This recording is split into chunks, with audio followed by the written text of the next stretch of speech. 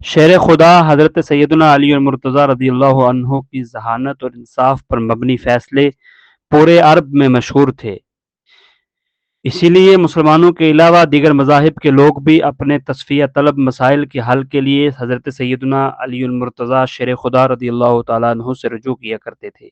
آپ اپنے علم و فراست سے جب کوئی فیصلہ سناتے تو لوگ اس کو دل سے قبول کر لیتے، کیونکہ آپ ہمیشہ عدل و انصاف کے تقاضوں کے مطابق فیصلے کرتے تھے۔ اس دور میں آپ رضی اللہ تعالیٰ عنہ نے علم ریاضی کے حوالے سے ایسے تاریخی فیصلے کیے کہ بڑے بڑے ریاضی دان ان فیصلوں پر حیرت کا اظہار کرتے ہیں۔ ایک مرتبہ 3 آدمیوں میں 17 اونٹوں کی تقسیم پر جھگڑا ہو گیا۔ وہ انصاف پر مبنی فیصلہ کروانے کے لیے حضرت شیر خدا کی خدمت میں حاضر ہوئے اور اپنا مسئلہ بیان کرتے ہوئے کہا کہ ہمارے پاس 17 اونٹ ہیں، جس میں سے ایک کا حصہ کل اونٹوں کا آدھا ہے، جبکہ دوسرے کا حصہ تہائی اور تیسرے کا کل اونٹوں کا 90 حصہ بنتا ہے۔ اگر اونٹوں کو ذبح کر کے تقسیم کیا جائے تو کوئی فائدہ نہیں ہوگا، اس لیے آپ رضی اللہ تعالیٰ عنہ کوئی ایسی تدبیر بتا دیں کہ اونٹوں کو ذبح کیے بغیر ہمارے درمیان تقسیم ہو جائے اور ہم آپس میں جھگڑا ختم ہو جائے۔ حضرت شیر خدا نے ان تینوں کی بات سننے کے بعد بیت المال سے ایک اونٹ منگوایا اور ان 17 اونٹوں میں شامل کر دیا۔ اب اونٹوں کی کل تعداد 18 ہو گئی تھی۔ آپ نے بتائے گئے حصوں کے مطابق اونٹوں کی تقسیم شروع کر دی۔ آپ نے پہلے شخص جس کا حصہ تمام اونٹوں میں آدھا تھا اسے 18 اونٹوں کے آدھے یعنی 9 اونٹ دے دیے۔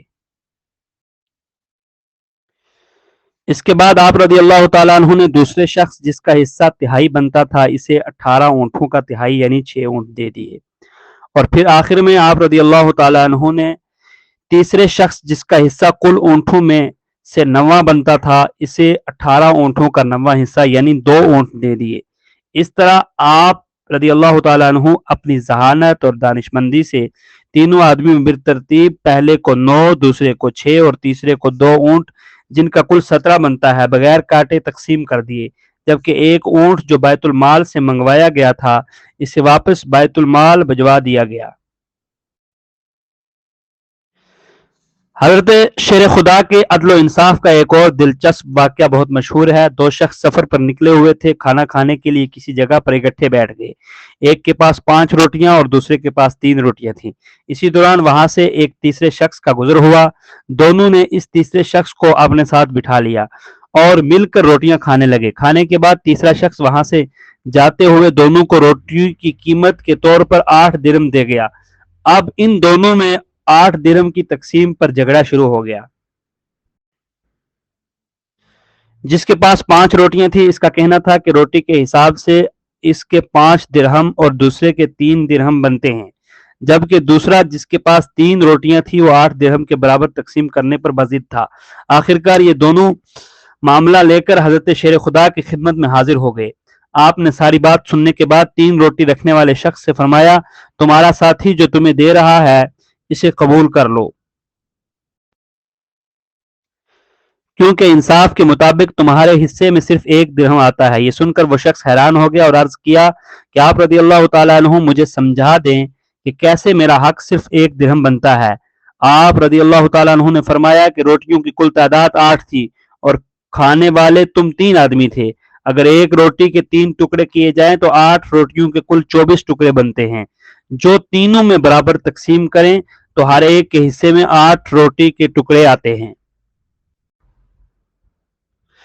تم نے اپنی 3 روٹیوں کے 9 ٹکڑے میں سے 8 ٹکڑے کھا لیے اور باقی 1 ٹکڑا بچا، جبکہ تمہارے ساتھی نے اپنی 5 روٹیوں کے 15 ٹکڑوں میں سے 8 ٹکڑے کھائے تو باقی 7 ٹکڑے بچے۔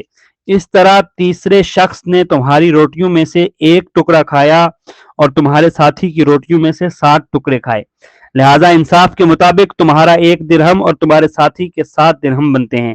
اس منصفانہ تقسیم پر دونوں متفق ہو گئے اور 5 روٹی والے نے 7 درہم اور 3 روٹی والے نے 1 درہم لے لیا۔